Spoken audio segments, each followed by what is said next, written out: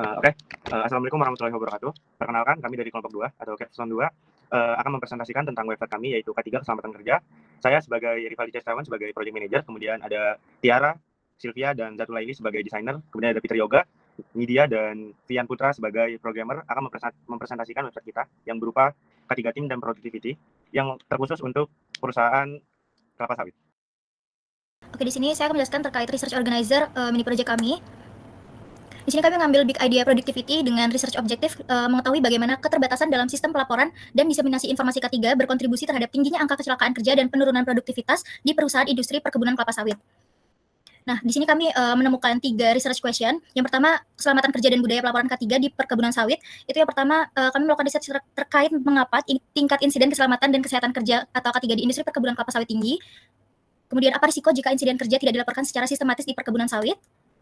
Nah, untuk yang kedua, terkait akses informasi K3 dan edukasi di lapangan, kami melakukan riset terkait bagaimana kesulitan akses informasi K3 sebelum bekerja mempengaruhi keselamatan pekerja di perkebunan sawit, dan apakah visualisasi data statistik K3 mempengaruhi keputusan manajerial secara proaktif. Bagaimana integrasi berita K3 nasional dan global membentuk kesadaran regulasi di tingkat operasional perusahaan, dan bagaimana penyediaan data K3 yang terintegrasi dapat meningkatkan transparansi dan mendukung penelitian keselamatan kerja. Kemudian yang ketiga, terkait digitalisasi pelaporan K3, yaitu bagaimana sistem pelaporan K3 berbasis online dapat membantu perusahaan dalam mengurangi risiko kecelakaan dan meningkatkan produktivitas operasional. Kemudian di sini kami menggunakan teknik 4W, yaitu siapa yang merasakan permasalahannya, di mana permasalahan ini terjadi, apa permasalahannya, dan kenapa ini penting. Nah, berdasarkan keempat ini, kami menyimpulkan problem statement, yaitu di industri perkebunan kelapa sawit, sistem pelaporan K3 yang manual, tidak transparan, dan tidak terintegrasi dapat menyebabkan tingginya angka kecelakaan kerja dan rendahnya produktivitas. Nah, tanpa platform digital yang memudahkan pelaporan, edukasi, dan analisis data, perusahaan tidak dapat mencegah insiden secara proaktif, sehingga membahayakan pekerja dan menurunkan kinerja operasional. Kemudian kami menemukan sintesis, yaitu dari berbagai analisis terhadap sistem pelaporan K3 di Indonesia, pola masalah yang muncul cukup konsisten. Nah, di sini kami menemukan celah besar antara kebijakan dan praktik, yaitu membuka peluang strategis untuk digitalisasi, yaitu membangun platform terpadu yang tidak hanya mendigitalisasi dokumen, tetapi mengubah cara perusahaan dalam memahami dan merespons risiko K3. Nah, di sini untuk stakeholder-nya ada 2, yang pertama pekerja dan yang kedua tim K3 perusahaan, dengan target user yang sama, yaitu pekerja dan tim K3 perusahaan, dengan target market, yaitu perusahaan industri perkebunan sawit. Di sini untuk solution konsep IDS-nya, yang pertama, pusat pelaporan dan analitik K3 terintegrasi, yang kedua, pusat regulasi dan kepatuhan K3, dan yang ketiga, edukasi K3 simple berbasis micro-learning. Baik, untuk selanjutnya terkait final solution konsep. Untuk final dari platform K3 Tim ini berupa pelaporan, monitoring, kepatuhan, edukasi, dan juga transparansi dalam satu platform. Selanjutnya ada aspek statement. Jadi website ini merupakan platform K3 terpadu untuk perkebunan kelapa sawit. Jadi untuk website ini difokuskan pada perkebunan kelapa sawit. Selanjutnya, nah, untuk user persona kita mengambil 2 point of view atau sudut pandang, yaitu di bagian user sebagai pekerja seperti pada user persona, dan juga ada tim K3 perusahaan sebagai aktor.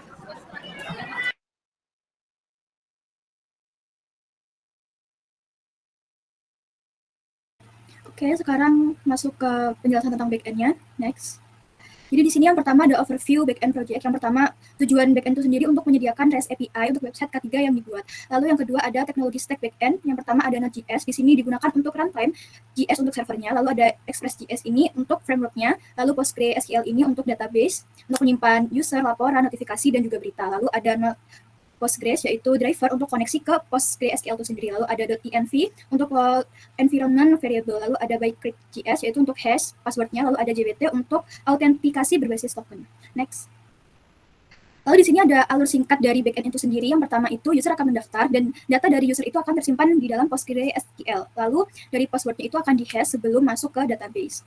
Jadi di sini tuh akan mengeluarkan password yang random seperti itu, jadi bukan password aslinya. Lalu user akan melakukan login dan server itu akan menghasilkan JWT token. Setelah itu barulah user dapat mengakses fitur private setelah autentikasi berhasil. Maka kenapa sebelum user itu login itu masih belum bisa mengakses seperti form untuk laporan. Lalu di sini ada penjelasan singkat tentang structure folder backend-nya. Ada DBGS itu untuk koneksi ke database, controller itu untuk logic utama atau handler ke HTTP-nya. Lalu ada models untuk query di PostgreSQL-nya, dan roots ini untuk endpoint API-nya. Jadi untuk mengatur API-nya nanti ada di roots. Lalu ada middlewares itu untuk JWT dan juga untuk error handling-nya.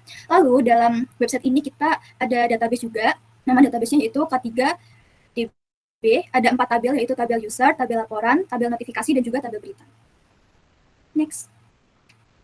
Lalu di sini ada flow singkat dari registrasinya. Di sini user akan bisa mengirim data lewat front end, yaitu mengisi nama, nick dan lain-lain sesuai dengan ketentuan dari front end-nya. Lalu back end akan melihat nih apakah email sudah terdaftar, apakah password juga valid. Lalu password itu akan di-hash, lalu data akan dimasukkan ke database melewati user model.js dan server akan mengembalikan respon tersebut ke front end dengan register successful. Lalu di flow login-nya itu kurang lebih juga sama, dari front end itu mengirimkan email dan juga password, lalu back end ini akan mengambil user berdasarkan emailnya tadi, lalu akan mencocokkan password dan plain text dengan hash yang ada di database tersebut.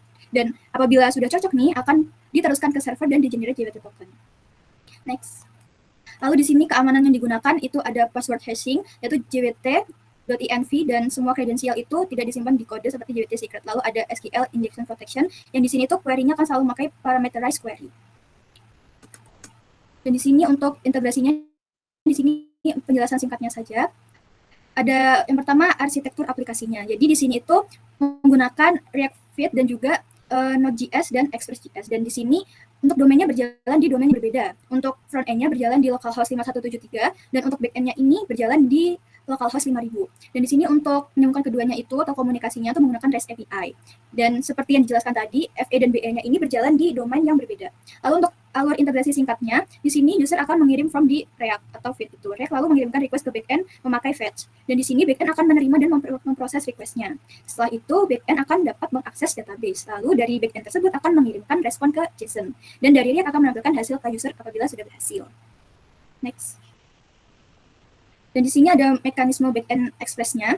Di sini menerima data dari React Body dan ada validasi input seperti email dan password seperti sudah dijelaskan tadi. Ada hash password juga, query database untuk insert atau get user, dan generate JWT token saat login. Dan juga akan mengirim respon JSON ke front end. Lalu untuk integrasi di front end menggunakan React Fit, itu akan mengambil input dari user, lalu akan mengirimkan request melalui localhost API/login, dan itu akan mendapatkan respon dari JSON, lalu akan disimpan tokennya itu ke local storage, dan user akan di-redirect ke halaman selanjutnya, seperti itu. Lalu di sini ada autentikasi JWT-nya. Jadi setelah login, backend ini akan kirim token JWT. Setelah itu dari React akan menyimpan tokennya. Jadi setiap request protected mengirim header authorization bearer token. Jadi di sini tuh ada tokennya sendiri gitu. Dan setelah itu backend ini akan memverifikasi token sebelum memberikan akses. Jadi kalau belum diberikan akses masih belum bisa. Lalu di sini ada course. Mengapa ada course di sini? Karena seperti yang dijelaskan di awal, karena FE dan BE ini berjalan di domain yang berbeda. Jadi kita memerlukan course itu supaya request dari React itu tadi tidak akan diblokir oleh browser. Oke, itu tadi adalah presentasi dari kelompok 2. Apabila ada salah kata, kami memohon maaf. Terima kasih. Wassalamualaikum warahmatullahi wabarakatuh.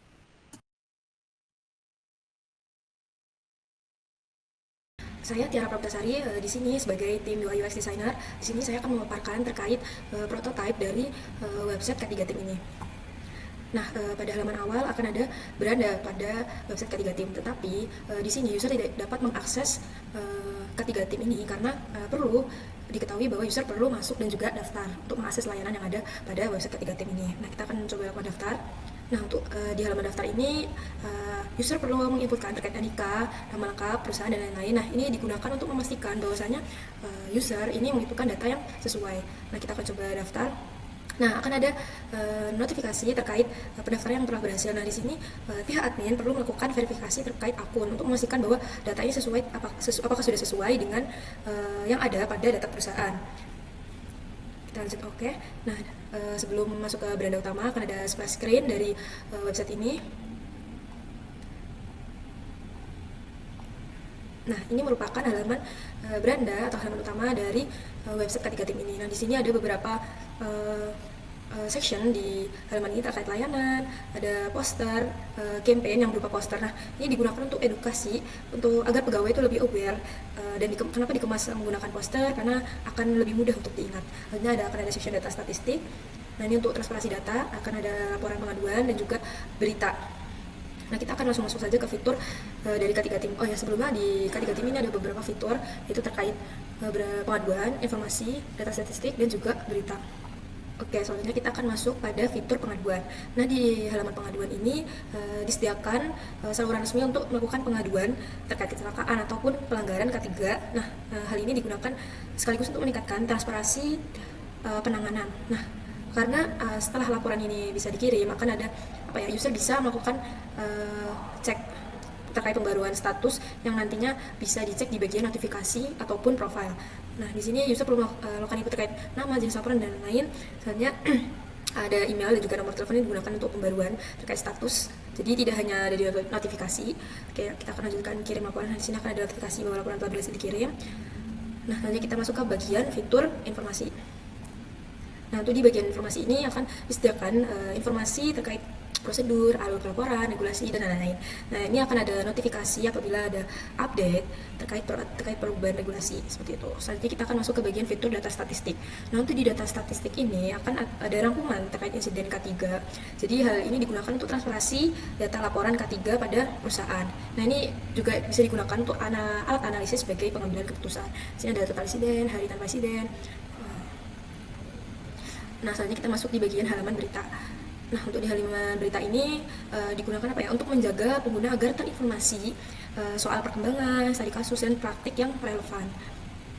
Nah, kita akan coba masuk. Nah, ini merupakan detail dari berita.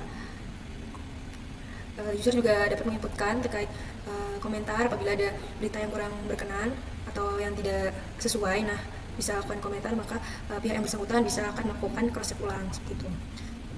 Nah, kita masuk ke halaman notifikasi. Nah, di sini akan ada apa ya, notifikasi terkait laporan dan lain-lain. Kita masuk ke bagian profile. Nah, di sini merupakan di halaman profilnya akan ada riwayat laporan.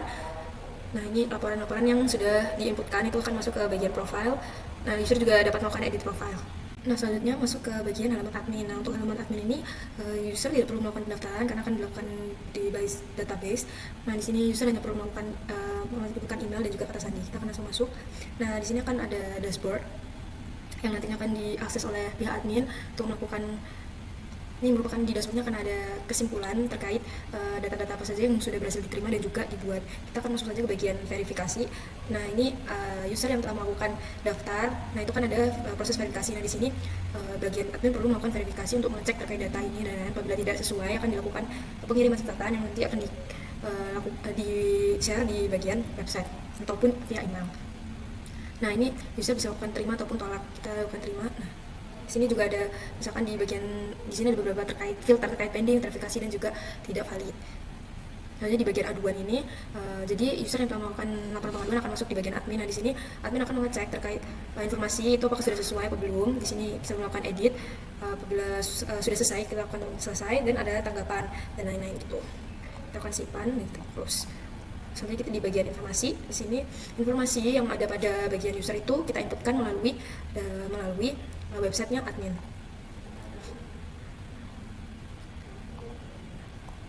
Di bagian berita pun sama, jadi berita itu diinputkan melalui page admin. Bisa lakukan publikasi ataupun disimpan sebagai draft.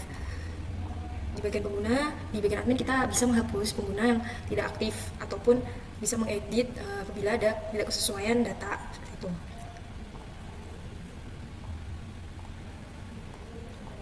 Oke, saya akan sekarang menjelaskan bagian register dan login pada halaman front-end. Login dan register sudah terintegrasi ke back-end. Jadi apa yang sudah kita input di sini bakal masuk ke database. Daftaran akun berhasil, dan kita lihat di database-nya bakal muncul usersnya yang sudah didaftarkan. Yang barusan kita daftarin sudah terdaftar di masuk ke database. Begitu juga dengan login. Kita contoh pakai user ini. Jadi ke @example.com, masukkan password. Dan password salah. Sudah 3456. Oke, sudah bisa masuk. Dan kalau alamatnya salah, email tidak ditemukan juga.